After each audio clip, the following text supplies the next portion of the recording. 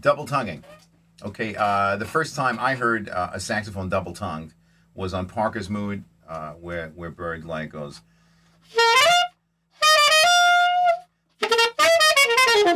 and so on and so forth. And I was like, wow, that's pretty cool. I wanted to learn how to do that, so of course I had to go on every bluesy tune I played, on everything. Um, and when I tried to apply that in other ways, like articulating lines, it sounded like a duck. It sounded like a chicken, and I just could not get it together. So I thought it was my opinion at the time that I guess it just couldn't be done. Now, why did I think that? I thought that it couldn't be done because when people were doing it right, I just couldn't tell. So the only time I noticed double tonguing was when someone was doing it wrong. I started messing around with double tonguing maybe 3 weeks ago, at least for the application of articulating passages, not just the typical.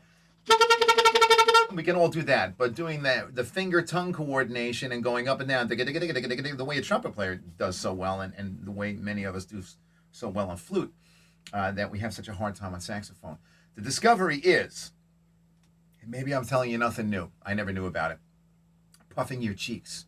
When you articulate, when you double tongue articulate, when you're going note to note, not just a single note, go digga digga digga, when you're going digga digga digga digga, it works well. It doesn't sound as much like a chicken or a duck, and depending on how much you puff your cheeks, it results in how much, or I should say, how much less staccato it sounds and how more legato it sounds.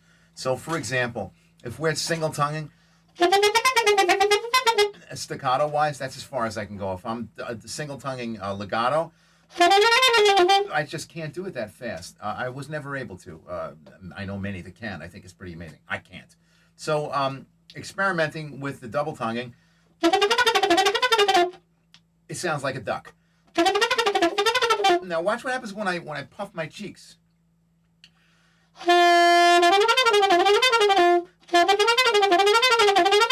That's pretty cool. I mean, it's almost believable. Now, I just started messing around with this, like I said a couple of weeks ago, this concept, and I'm very confident that within about 2 months I'll have this down. Chromatic scales, whatever. Maybe I'll practice the solo on giant steps with this double tonguing technique, and I'll check back in about 2 months. And maybe a few updates as we get to this. But mess around with that. And by the way, I'm doing this on alto because something like this, even though I'm a tenor player, I like to start these things on alto so I don't have to think too much about, what I normally think about when I'm playing saxophone. This way I can just pick up a total stranger of an instrument, pitch-wise and feel-wise, and just focus on this. Now, when I get it down, I'll learn how to apply it to my tenor playing. So experiment with the double tonguing. Puff your cheeks. Puff them a lot, puff them a little, go halfway in and out. It's really very cool, and I think it's probably the best way to approach it.